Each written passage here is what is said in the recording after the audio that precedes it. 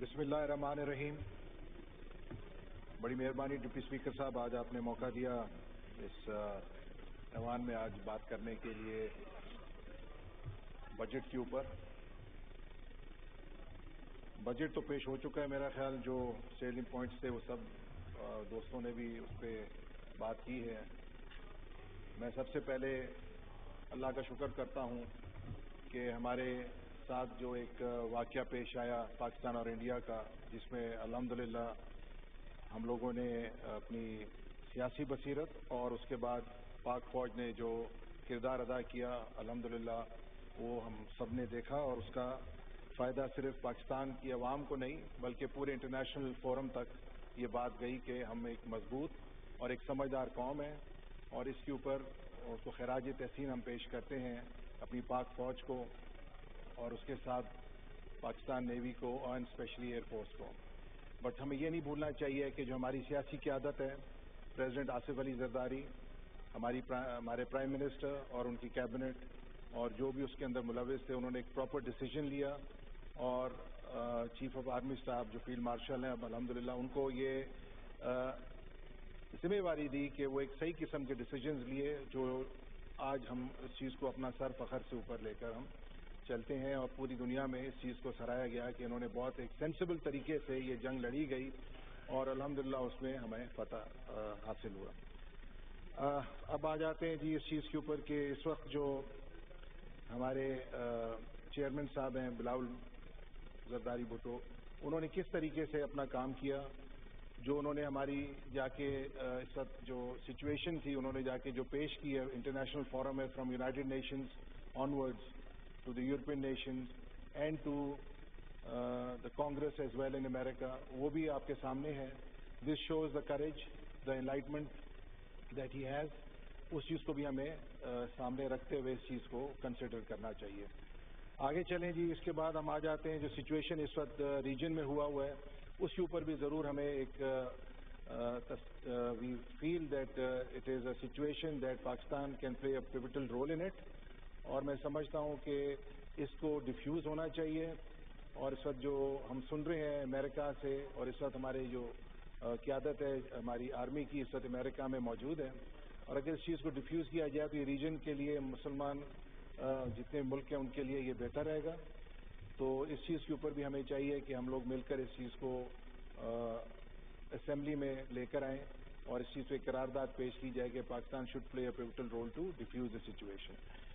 اس کے ساتھ ہم آگے آتے ہیں کہ جی جو اس وقت بجٹ میں چیزیں کہی گئی ہیں اس میں ظاہر ہے جو سب سے زیادہ ہم لوگوں کو جو فیل ہوتا ہے، اور جو سب سے زیادہ ایگریکلچرسٹ جو ہیں، جو اس ریڑھ کی ہڈی سمجھی جاتی ہے اس ملک کی، اس کے لیے کوئی ایسی چیز نہیں کی گئی، اور نہ ہی کوئی پیشکش کی گئی ہے، نہ ہی کوئی ہم گروورز کے لیے کوئی انسینٹیو دیا گیا ہے، نہ ہی کوئی ہم لوگوں کے لیے کوئی سبسڈی رکھی گئی ہے. کچھ بھی ایسی چیز نہیں ہے جو ہم گروورز آگے اس چیز کے اوپر اپنی گروتھ کو بڑھا سکیں. آپ ویٹ کو دیکھیں، کاٹن کو دیکھیں، میز کو دیکھیں، آپ شوگر کین کو دیکھیں، آپ any item that you take has gone down. اور اس کے ساتھ ہی ساتھ برعکس آپ جو pesticide, fertilizer, diesel, tractor implements and certain things which go together with agriculture, اس کے اوپر کچھ بھی نہیں کیا گیا، کچھ نتھنگ. تو اس سے یہی نظر آتا ہے کہ آنے والے وقت میں بہت زیادہ دشوار ہوئیں گے، اور آپ کا امپورٹ بل جو ہے is going to exceed probably $10 billion this coming year. So this is something that we have been looking into کہ جی ہمیں یہاں پہ خود کفیل ہونا چاہیے، اور اس کے لیے آپ بجائے ایکسپورٹ کے آپ امپورٹ کی طرف جانے والے ہیں، and nobody cares for it. اور یہ جو ہے عام آدمی کے اوپر اور سب کے اوپر ایک بہت بڑا ایک آزمائش آنے والی ہے جس پہ we are not taking this thing. اگر آپ اس کو دیکھیں، agriculture is in crisis, it's a national emergency. The numbers speak volumes and they spell disaster. There is a shortfall of wheat losses since 2.2 billion کا 2.2 trillion کا لاس ہے اس وقت جو ویٹ کے اندر جو پچھلے 2 سال سے چل رہا ہے. اسی طرح اگر آپ کاٹن پہ جائیں تو اس کا جو آؤٹ پٹ ہے ڈاؤن 34%، میز بائی 15%، ویٹ بائی 8.9%. تو یہ سب چیزیں آپ کو امپورٹ کرنی پڑے گی eventually, and this is going to be a terrible loss. cotton import bill sourced $1.9 billion from $448 million. اس کے اوپر بھی کسی نے کوئی چیز ایسی نہیں کی ہے.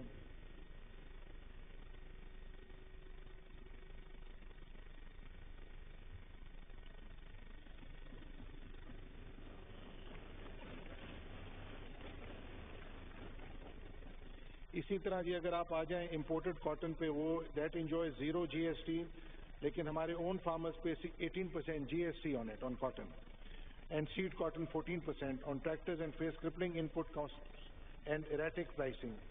So this is not just under stress, this is a national emergency. اس چیز کے اوپر میں چاہوں گا کہ جو ہماری منسٹری ہے اور جو اس کے اوپر کنسرنڈ ادارے ہیں اس چیز کو ضرور مد نظر رکھیں.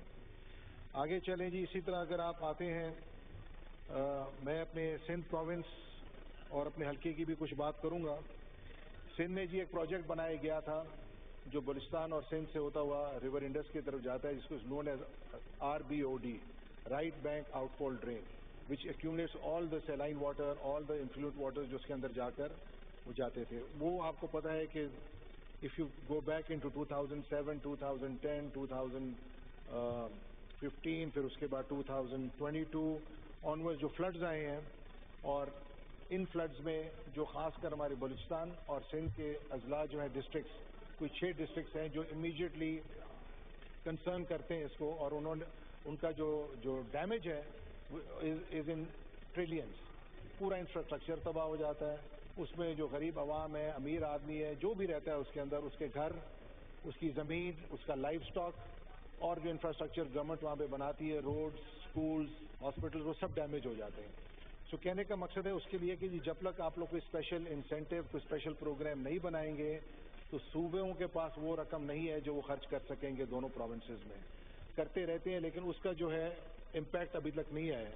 پرائم منسٹر صاحب خود آئے تھے 2022 میں میرے پاس آ کے, انہوں نے پورا وزٹ کیا تھا.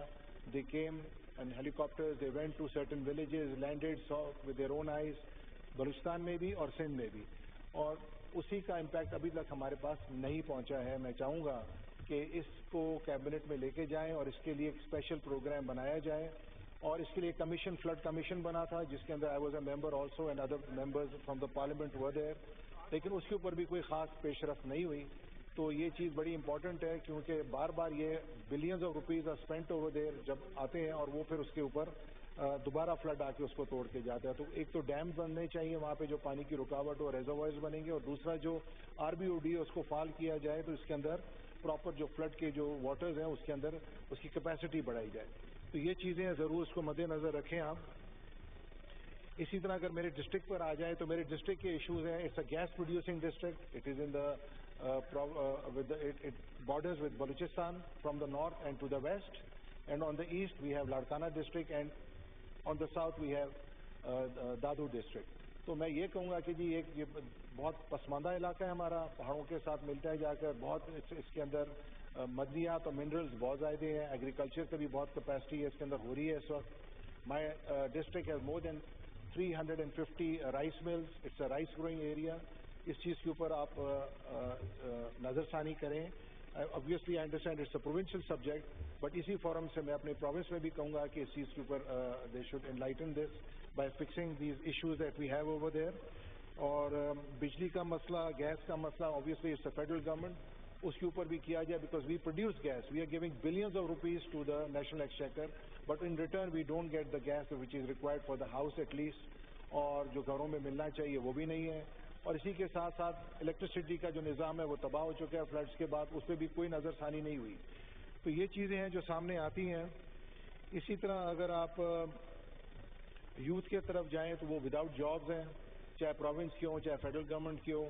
اسی وجہ سے بے روزگاری سے آپ نے دیکھا ہے کہ انسرجنسی کتنی بڑھتی جا رہی ہے. ایسی جگہوں پہ آپ لوگ اور ہم لوگ اس جگہوں پہ رہتے ہیں لیکن یہاں پہ وی ڈونٹ ریئلائز کہ what is happening back there.